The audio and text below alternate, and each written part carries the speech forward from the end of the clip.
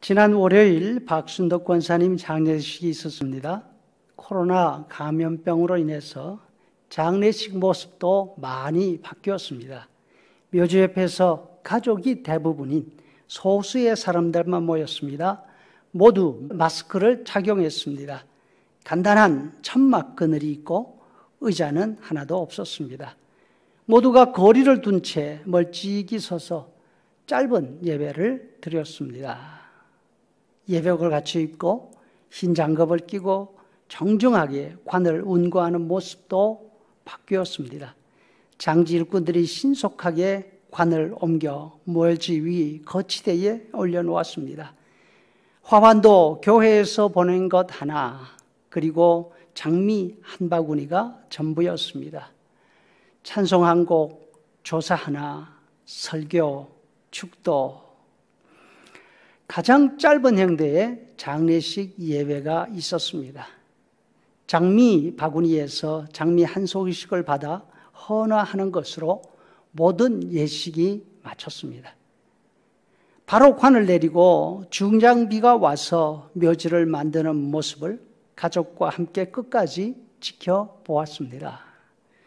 일꾼들이 작업을 거의 마무리하는 모습을 보면서 교회로 돌아왔습니다. 너무나 많이 변한 장례 모습에 낯설기도 했습니다. 그러나 우리가 가지고 있는 믿음의 확신과 부활의 소망은 변함이 없습니다. 예배를 진행하는 내내 부자와 나사로 이야기를 생각했습니다. 나사로의 쓸쓸한 죽음과 부자의 화려한 장례. 예식은 대단히 중요합니다. 특별히 한 사람의 생을 마무리하는 장례 예식의 경우는 더 그렇습니다. 하지만 장례 예식의 크기나 모양은 형편에 따라서 달라질 수 있습니다.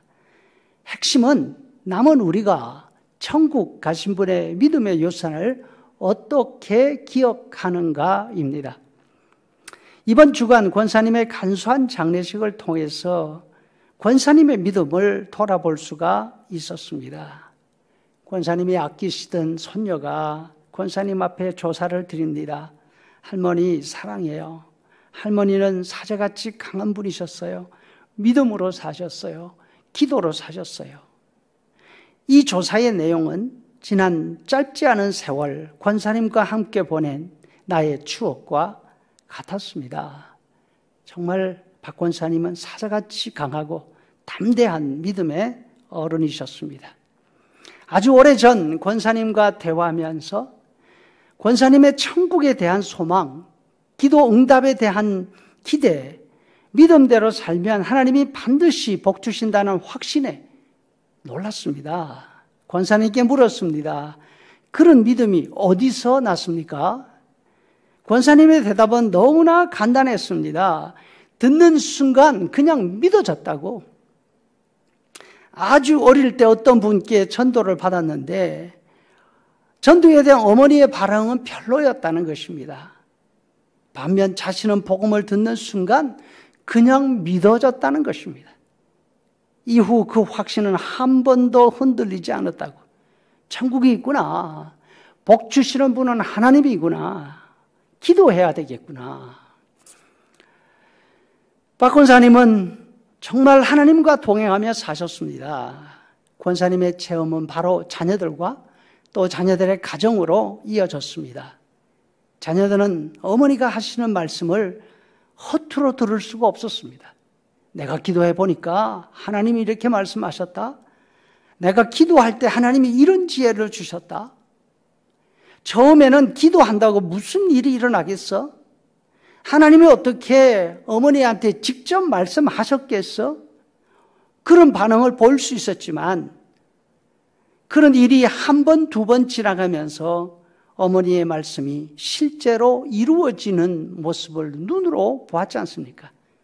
그 다음에는 무슨 일을 계획하든 어머니와 먼저 의논하고 기도를 부탁하게 되었다고 합니다.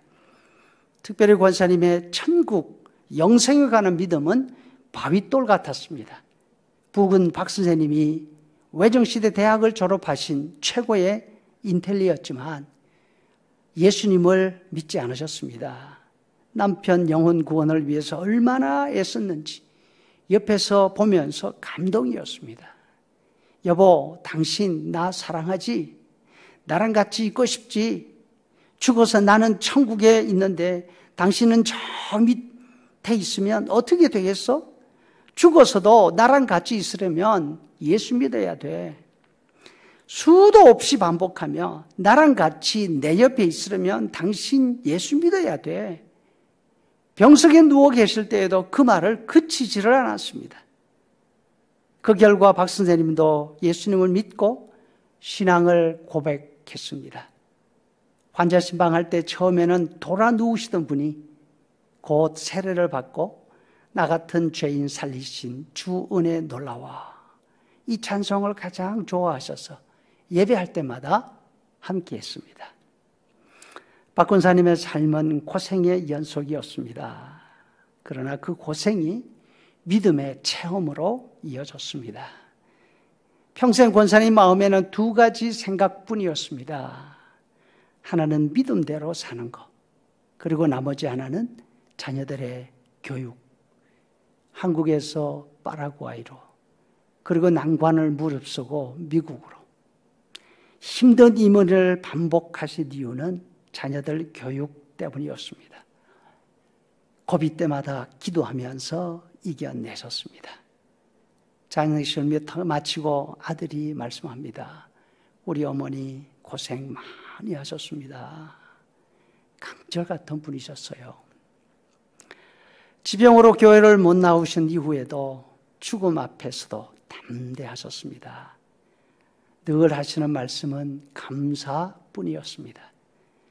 병으로 고생하시는 동안 천국을 준비하셨고 하나님이 주실 상급을 바라보셨습니다.